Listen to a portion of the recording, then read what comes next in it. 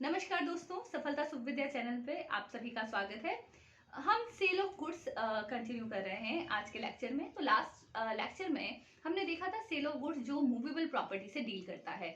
जब भी आप कोई मूवेबल प्रॉपर्टी को सेल करते हैं तब हमारा sale of goods act applicable होता है। तो यहाँ पर आज जो हम डेफिनेशन पोर्शन है, जो आगे की परिभाषा है, हम उसे लेकर आपके सामने हैं। तो अगली जो डेफिनेशन है सेक्शन 2(7) के बाद वो है डेफिनेशन सेलर एंड बायर की। सेक्शन 2 क्लॉज 1 जो बायर को डिफाइन करता है, सेक्शन 2 क्लॉज 13 जो डिफाइन करता है सेलर को। तो बायर कौन है? ओके, बायर का मतलब क्रेता कौन है, कौन सामान खरीदता है। तो buyer means a person who buys और agrees to buy any goods.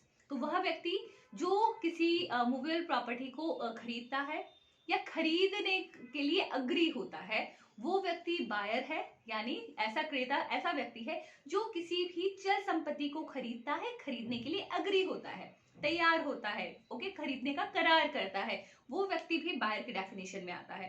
और अगर हम सेलर की बात करते हैं तो seller means a person who sells और अग्रीज टू सेल गुड्स। तो जो व्यक्ति किसी चल संपत्ति को बेचता है या बेचने का करार करता है, वो सेलर की डेफिनेशन में आता है। अगली डेफिनेशन है इसमें डॉक्यूमेंट की, document of title to goods. कि अगर आप किसी गुड्स पर अगर अपना टाइटल रखते हैं, अपना हक रखते हैं, तो वो कौन कौन से डॉक्यूमेंट्स हैं।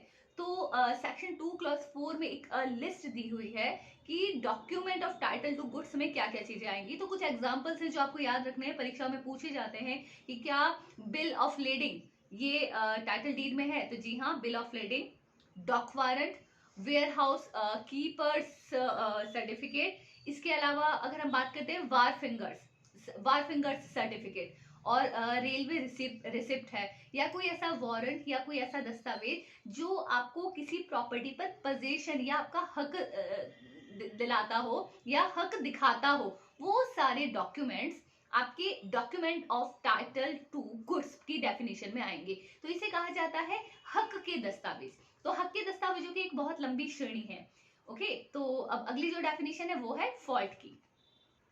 Fault means any wrongful act और डिफॉल्ट। ओके, मतलब फॉल्ट का मतलब क्या हो गया, फॉल्ट अगर की जाती है तो उसमें क्या आ गया, कोई रॉन्गफुल एक्ट किया गया या कोई डिफॉल्ट किया गया। ये दो चीजें इस परिभाषा में आती हैं जो सेक्शन 2 क्लॉज 5 में बताई गई है। तो 2 क्लॉज 5 में इन दो डेफिनेशंस को बताया गया है।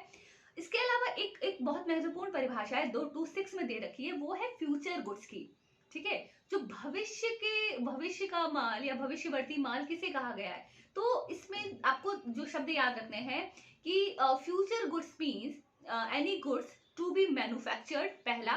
दूसरा, प्रोड्यूस और acquired by seller after the making of that contract of sale. तो कॉन्ट्रैक्ट ऑफ सेल होने के बाद में अगर जो विक्रेता है, जो सेलर है, वो किसी गुड्स को मैन्युफैक्चर करता है, बनाता है, निर्माण करता है, प्रोड्यूस करता है, उत्पादन करता है, एक्वायर करता है, प्राप्त करता है, मतलब manufacturisation, production and acquisition of any goods after contract of sale, वो आपके फ्यूचर गुड्स की परिभाषा में आता है।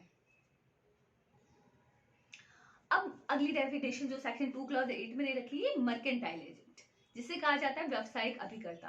अब देखिए, जब ओनर है, ओनर के बिहाफ पर अगर ओनर का कोई एजेंट किसी चल संपत्ति पर, किसी मूवेबल प्रॉपर्टी पर या किसी गुड्स पर अपना कब्जा रखता है, किसमें, कस्टमरी कोर्स ऑफ बिजनेस में। तो मर्केंटाइल एजेंट एक ऐसा व्यक्ति है जो कस्टमरी कोर्स ऑफ बिजनेस पर किसी गुड्स पर अपना हक रखता है या अपना पोजीशन रखता है। ठीक है, तो according to the definition which is given under section 2 clause 8, mercantile agent having in the customary course of business as such agent authority either to sell goods, वो क्या कर सकता है, उस संपत्ति को, उस गुड्स को सेल कर सकता है। ठीक है, और टू कंसर्न गुड्स, और for the purpose of sale, और सेल के पर्पस के लिए या गुड्स को खरीदने के लिए, ठीक है ना, मनी डिपॉजिट कर सकता है। तो जनरली यहाँ पर एजेंसी वाले जो प्रोविजंस थे लॉ ऑफ कॉन्ट्रैक्ट के वही है।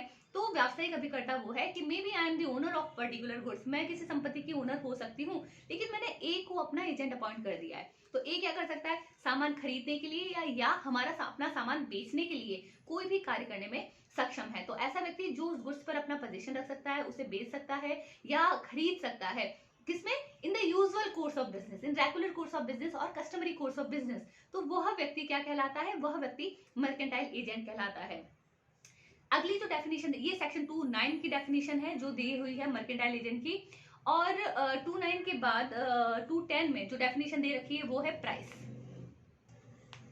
अब प्राइस का मतलब क्या हो गया? प्राइस का मतलब हो गया जो मूल्य दिया जाता है किसी संपत्ति के बदले में। तो प्राइस में यहाँ प्राइस से संबंध है किसी मनी कंसीडरेशन का। जब धन के रूप में हम प्रतिकर देते हैं, धन के रूप में हम कोई संदाय करते हैं, तो उसे प्राइस कहा जाता है। तो किसी वस्तु के बदले में जब हम धन देते हैं, ये एक सेल का एक बहुत ही महत्वपूर्ण पार्ट है। अगर मैंने प्रॉपर्टी के बदले में प्रॉपर्टी दिया, ये एक्सचेंज में आ जाएगा। लेकिन जब आप संपत्ति के बदले में कोई संपत्ति देते हैं, वो किस में आएगा? वो इस मूल्य की परिभाषा में आएगा। इसे कहा जाता है प्राइस। और उसके बाद अगर प्रॉपर्टी की बात की जाए तो यहाँ पर सेक्शन 2(11) के अकॉर्डिंग प्रॉपर्टी क्या है? प्रॉपर्टी से हमारा मतलब गुड्स से है। ठीक है, तो प्रॉपर्टी जनरली देखा जाए तो प्रॉपर्टी कई प्रकार की, लेकिन सेल ऑफ गुड्स में हम किस प्रॉपर्टी की बात कर रहे हैं? Property in goods. ठीक है, वही इसकी बात की गई है। तो हमारे आज के लेक्चर में जो टॉपिक हमने देखा था वो था हमारा डेफिनेशन क्लॉज। तो डेफिनेशन में कुछ महत्वपूर्ण परिभाषा है, जिसमें सबसे महत्वपूर्ण परिभाषा है वो है सेल ऑफ गुड्स की, कि गुड्स में शामिल क्या किया गया है। ओके, बने रहिए हमारे साथ। अगली क्लास में हम आगे के प्रोविजन के साथ आपसे फिर मिलते हैं। Thank you so much.